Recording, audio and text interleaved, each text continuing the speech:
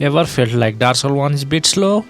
Well, fret not, because today we are using the mod that forces every enemy to move at 1.5 times faster than their normal speed, turning Lodran into a hyper-aggressive kingdom that had too much caffeine. No more easy dodges and no more easy heal for us. Let's start the run and see what kind of hell is waiting for us. We start with 3 items when using this mod. The first one is similar to Stake of Marika in Elden Ring, which lets you spawn right near the fog gate after dying. It's definitely going to be helpful against some of the bosses, but there is limitation on how you can use it, which I will show you later. The second item is Red Tear Stone Ring setup, which you can use if you are feeling completely powerless. And the last one is Death Counter. Aside from the Red Tear Stone Ring setup, those two are fantastic quality of life changes, so I'll definitely be using them throughout the run. Also, just so you know, the mod only changes enemy speed and not the traps. Thank goodness for that, otherwise the Sand Fortress would be completely impossible to finish. Our first test is the Asylum Demon. Because this monster is relatively slow by default, the speed up isn't too noticeable yet, making it easy to handle this boss and move forward. Once we hit the Firelink Shrine, we dump some points into the strength and make a dash into the graveyard to grab the winged spear and Joy Hander.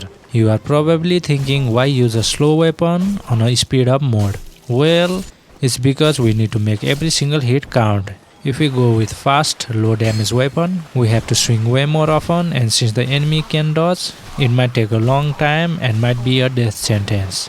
That's why when we actually manage to land a hit, we want to see a massive chunk of health disappear. Another crazy thing about this mod is that if you land a parry or backstab, the enemies recover faster than you, and that is going to cause some problems down the line.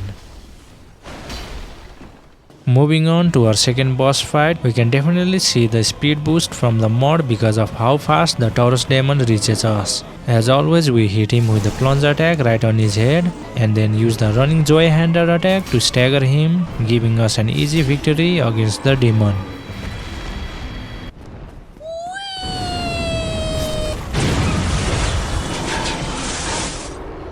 I broke my back. We level up our strength and attempt to sprint past the dragon to reach the Sunlight Altar bonfire.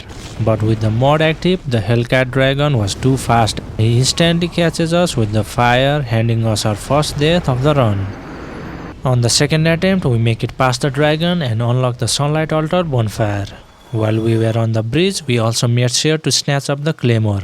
Even though Joy Hander was our original plan, I've decided to swap over to Claymore as our primary weapon, especially since the swing speed of the Joy Hander was way too slow for this mod. Honestly, it's a necessary change because I have already been dying in ways I have never even seen before. But with the Claymore in hand, we push forward into the church, completely shut down the channeler before his buff makes the hollows powerful, and make our way to the Bell Gargoyle boss arena. And wow, this fight is so much harder with the speed buff. The gargoyle instantly dodges away right after their lunge and attack, giving us barely any time to counter. Our damage output with the claymore was incredibly solid, but once the second gargoyle spawned, dealing with 2 hyperspeed monsters breathing fire and flying around became a total nightmare. Also, that limitation I mentioned earlier with the respawning near the fog gate, it turns out it does not refill your Estus flask when you use it. Even so, it's still incredibly useful against certain bosses, saving you from those brutally long run backs just to get back into the arena. Now for the fight itself, we are currently on our 3rd attempt, and we actually managed to take down the first gargoyle. Once it was just a one-on-one fight again, the second one became way easier to manage and it went down shortly after that. Believing the run might be possible, we ring the first bell of awakening. Another limitation of respawning near the fog gate is that if you use the homeward bone, it actually sends you right back at the previous fog gate instead of the bonfire. Even though you might have defeated the boss, the regular enemies are still powerful in this mod. We return back to the Firelink and kick the Lotrek to get his favorite ring. With our reward souls, we upgraded our weapon to +5 and then dive deep into the Darkroot Garden. Even the crystal lizards are sped up here, making it impossible to land a hit with a melee weapon. Our main purpose for coming down here was to get the halberd from the Black Knight to make the run a bit easier, but we ended up dying trying to beat him. After multiple deaths, we finally defeated the knight, but we did not get the halberd drop. Guess we are sticking with the claymore. Also, we were getting staggered way too much, so we decided to pay a visit to Hebel in hopes of getting his ring. Surprise, motherfucker. But this heavy knight is so powerful that he completely deletes our health bar in one shot. After dying here multiple times as well, we finally beat the heavy man and secured the ring. Now that we can wear some decent armor and still fast roll, we decided to head toward the lower Underdark by using the jump skip. After dealing with the hollows and dogs in the streets, we step into the Capra Demon fight. Even with our armor on, we still get completely staggered by the dogs, which quickly leads to the blood loss and an immediate death. Thanks to the fog gate respawn mechanic, we go straight back in and almost die a second time.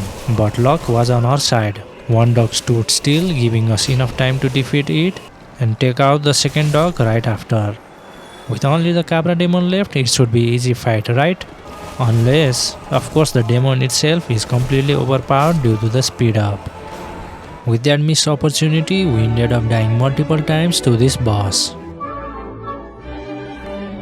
But once again, we entered the room and defeated the dogs one by one, which was a clear sign that we could actually win this time. We take our time, landing one hit at a time, until the Capra Demon was finally defeated.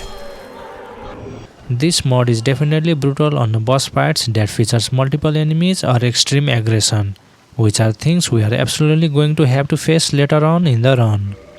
In the depths, we beat the butcher and grab the large ember, then head out to collect the last Titaner shard as well. Instead of immediately going down to fight the boss, we head back to the Andre to ascend our weapon. This is definitely going to be helpful because we always deal low damage against the Gaping Dragon and the Quelaag, and we absolutely do not want that against the speed up bosses. And after ascending, we can also further upgrade our weapon once we get into the Blight Town. Next up, the Gaping Dragon. This boss is on the slower side, but that doesn't mean you can get greedy. In fact, overextending for just one or two more attacks actually caused us to suffer an early death. We went back in and relied heavily on patience. We definitely have the damage output this time, so the fight was bound to be much quicker than some of my previous runs. And it absolutely was.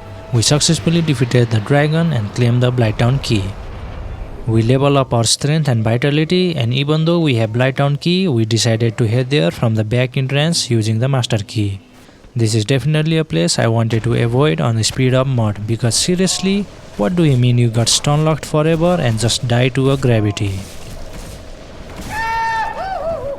Though we did return back here and grab the Firekeeper soul and then went all the way down to the swamp bonfire, where we got visited by a kind invader who rewarded us with some humanities. Then we went to farm some large Titaner shard from the leeches until we upgraded our weapon to +10. Now it was time for the Quelaag boss fight. This boss was actually super aggressive and the damage we were dealing was mid at best. We definitely made the correct choice by ascending and upgrading our weapon to +10, otherwise we would have been stuck here forever. This is definitely a tough fight because of how fast the boss was spewing lava and triggering her AoE explosion. We really had to take our time, carefully picking our openings to attack, shielding the explosions and eventually defeating the boss. With that, we ring the second bell of awakening and the Siren Fortress gate is open. Afterward, we accidentally answered no to the servant and almost got killed by the parasites that spawned from his body. Without our throwing knives, we would have been certainly dead. And with the bonfire now accessible, we upgraded some stats and head down to face Ceaseless Discharge. It turns out Ceaseless was speed up as well, so speed up that he just fell off the cliff. What did you do to me, asshole? Me? Just hanging around. We take those free souls straight back to Andre to buy the crest of Arthurius, allowing us to unlock the deep forest. While we were here, we went on to hunt the Moonlight Butterfly. Even with the speed multiplier active, it still takes ages for the butterfly to land, but it recovers so much faster because of the mod that it actually took 2 landing cycles just to finish the job. Now it was time to face the guardian of the forest. Fighting Sif is always devastating, but this mod completely replaced that sadness with pure panic. Sif is already agile, so seeing a giant wolf leap across the arena and swing an ultra great sword at 1.5 speed is just flat out terrifying. Fortunately, the classic tactic still works. We just stay right under his body and safely deal damage until the great wolf was finally freed of his duty. We just took down a giant hyper speed wolf, but do you know what actually gave us the most trouble in the area? The Hydra. Yes, the giant lake monster that spews a barrage of guided missiles at you. And once you get up close, you can't even hit the heads because they land so far away and recover way too fast. We might just have to come back later after we have some actual ranged options. We are now heading towards the new Londo ruins to get the very large ember and further ascend our weapon. Doing this will be massive help since it let us upgrade our weapon anywhere and anytime using the bonfire. But on the way there, the ghost started dealing damage like we have never even seen before. Realizing we can't easily push through, we kill every ghost on the way and kill Ingward since we don't have the Lord Vessel yet. Killing him is the only way to get the key to the seal early, allowing us to drain the flood waters and successfully obtain the very large ember. Next, we backtrack to defeat the previous Black Knights for the guaranteed Titanite chunks and upgrade our weapon to +2 bell. Now, I'm finally ready for the Saint Fortress. Or not. Nah, I'm just joking. Or am I? Okay, we managed to evade man serpents and reach the bonfire. Look at this dude just aiming the bow at us. We take care of the giant up top and move onwards to the iron golem fight.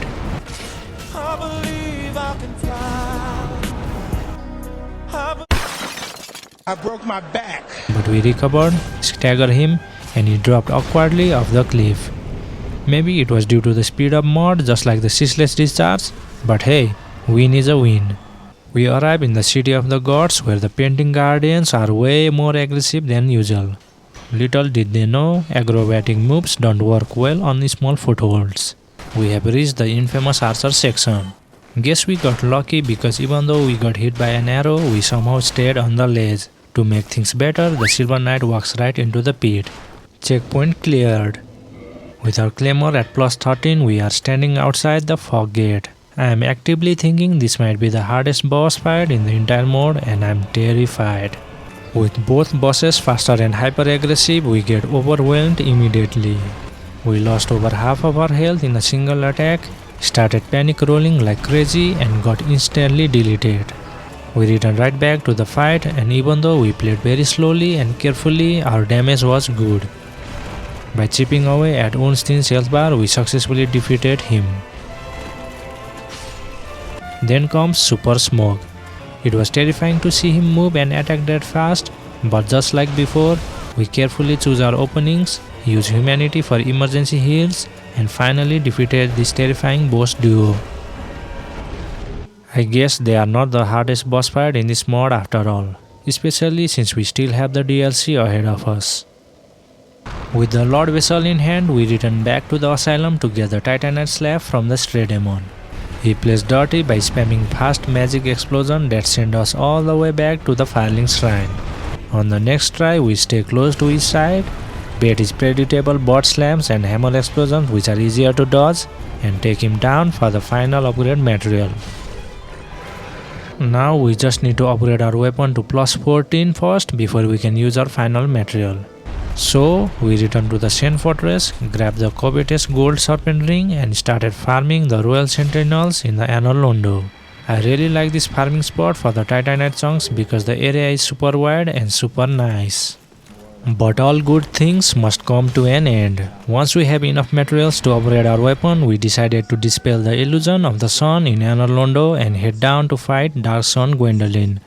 The boss has become fast at retreating and spamming magic, which catches us out once. But we return back to the fight, and by making every single hit count, we close the distance, eventually defeating the Dark Sun. Since we are already here, we also enter the painting world. After opening the shortcut door, we get completely shredded by the skeleton wheels. Thankfully, we don't have to come back down here again. The boss fight itself was pretty easy compared to other bosses. Although there were a few close calls where we almost died, we just panic rolled away and restored our health. After making her visible, she was one shot away, so we easily defeated her. Now with some ranged options in our arsenal, we return to face the Hydra. Although the bombs didn't really do much other than get wasted. Look, I'm just not good at bomb throwing, okay? But hey, we did manage to defeat the Hydra. From there, we went on to free Princess Dogs, which is the first step for accessing the DLC. Now that we are done with the optional stuff, it's time to hunt down the 4 Lord bosses. We start with the Duke Archives, and boy, these crystal soldiers can really hit hard. We defeated the blue golem to grab the broken pendant, which is our final step for unlocking the DLC. Then we head on to face Sith and got cursed while dying. Fortunately, I was wearing Ring of Sacrifices that protect our souls and also remove the curse. Did the mod speed up blood loss as well? Because What the hell is even that?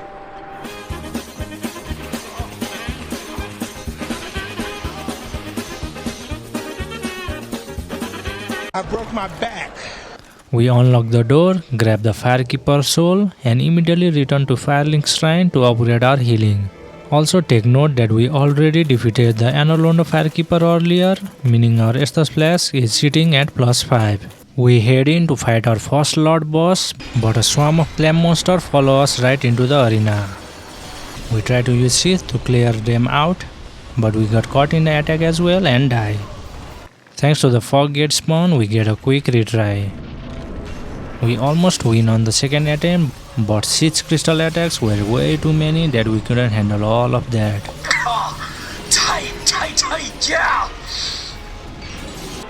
We returned back to the arena, popped the purging stone to reset the health, and finally defeated the scaleless dragon. 1 Lord soul down, 3 to go. Next up, we are descending into the darkness to hunt Gravelord Nito.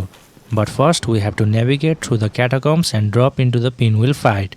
Pinwheel still takes massive damage from our weapon, although he did manage to dodge away and land one hit on us before we finished him off. Down in the Tomb of Giants, we get kicked into the pit by Patches, allowing us to loot the Skull Lantern and save Rhea. Then we get twin humanities out of Patches as an apology. Afterward, I really wanted to check out the speed on the giant skeleton beast, but honestly, it felt like they were moving at a completely normal speed. Next, we take the plunge into the boss arena to challenge Gravelord Nito. We have a divine weapon ready for the skeletons, but our lack of poise armor ruins the first attempt. On the second try, we go in with the same setup and clear out the small skeletons. Nito is mostly a slow boss fight without his skeletons, so we can easily see his attack charging up whenever we get close. By trading damage and backing away, we successfully defeated the Bone Lord. With 2 Lord bosses gone, we immediately head towards the Lost Izalith. First up is the Demon Fire Sage. Just like the Stray Demon, we stay near his side, deal massive damage and quickly defeat him. Right below this boss, we are immediately greeted by another demon. I really like the speed up mod for this fight because he sprints out of the lava very fast. Help me. Just like the previous demon, we stay right under his legs, deal huge chunks of damage and simply back away whenever he jumps. We defeated this demon as well, and it is officially time for the Bed of Chaos. We use our souls to level up endurance, walk through the delicious lava soup and make our way into the Bed of Chaos arena. As always, we easily destroy the fossil, but then we immediately got defeated by gravity. Luckily, this mod's respawn mechanic is going to be helpful. I mean, very helpful. After a few retries, we finally reached the main body and defeated it once and for all. 3 down, 1 to go. So, we immediately head into the abyss and buff our weapon. We definitely don't want this fight against the 4 kings to drag on. The very first thing the king does is hit us with a grab attack. I guess he really missed us. But we cannot accept his feeling and completely turn him into the dust.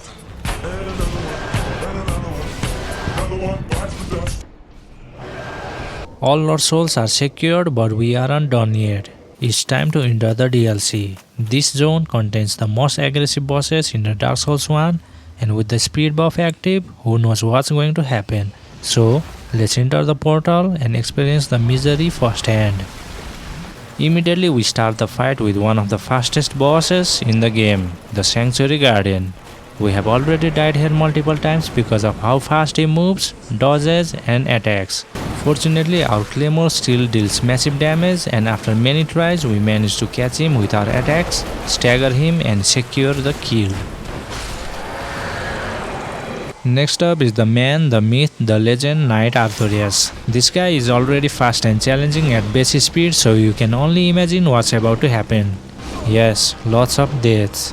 The speed mod makes it so that even when you perfectly dodge, you are still catching damage. And the time it takes him to power up, oh boy, don't even get me started on that. Just like the Sanctuary Garden, it took many deaths before we finally figured it out. We started looking for specific openings where our claymore could still chip away a massive chunk of damage, and we intentionally let him power up just so we could safely recover our health. After what felt like absolute eternity, we finally finished the fight. With Arthurius down, we head on to challenge the legendary Black Dragon Calamite. Spoilers, it goes horribly. The dragon is incredibly fast, his attacks are wonky and he deals massive damage. After dying while still on the recovery animation and getting blasted from above, we make the decision to pause the Calamite fight for now and head deep into the chasm of abyss to face Manus instead. As always, we rescue our best boy Sif and head straight into the Manus fight. Manus is a hyper-aggressive boss, but he actually has a few moves where he just stands there idling for a moment, meaning this was a definitely fight we could win. However, there were also moves that did not combo in normal mode but now combos if you don't have poise. You also pretty much have to predict his dark magic attacks ahead of time, otherwise you are dead. Because of all this, we died here multiple times, but there was definitely hope unlike the Calamite fight. We focused on baiting out his long recovery attacks, predicted his dark magic to use Silver Pendant, and successfully finished off the Father of Abyss. After leveling up our damage, we returned back to the Calamite fight. Once again, we died on a recovery animation and getting roasted by death from above. But we did not give up this time, because there weren't any bosses left in the game aside from the final one. So, we stay completely calm and composed, only going for sheer attacks, and slowly but surely we manage to overcome the Calamity Beast. And that's it. The DLC is completed. We return back to the Firelink Shrine, finish up some leftover business, and then head down to the altar to offer the Lord Souls. With the final area unlocked, we head our way to the last boss. Feeling high on our confidence from beating the DLC, we walk into the arena expecting to finish this fight quickly, but that did not go as planned. Gwyn is way too fast on this mod. He completely cuts off your healing, and even after successfully parrying, he recovers so quickly that he instantly punishes you with the massive damage. And if you miss a parry, then it's an immediate GG. Gwyn quickly increases our death counter, and no matter what we try, we just cannot seem to beat him. We were so close to giving up, but then we remember one specific item that gives you passive health regeneration over time. Yes, the one and only Elizabeth Mushroom that we always forget about and never actually use. So, we teleport back to the DLC to grab our mushroom reward for beating Manus and head once again into the Gwyn's arena. Ironically, we didn't even have time to use the mushroom at the start because the Black Knights followed us until the fog gate. But then, something crazy happened during the fight.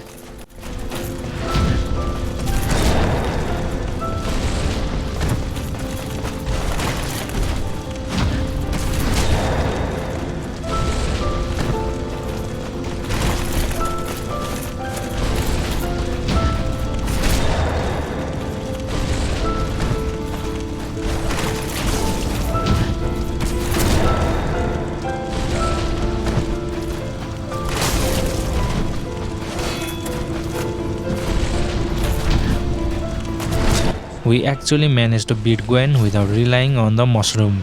Maybe it was luck, or maybe we just needed some scenario change for mental reset. But we finally managed to beat Dark Souls 1. With that, our run is complete. If you guys want to try out the mod, link will be in the description. You can change the speed based on your preference, with default speed modifier being 1.5, and you can go from 1.2x to 3x. If you guys like this type of videos, make sure to subscribe and comment on what would you like to see next. As always, hope you have a great day and I'll see you on the next one.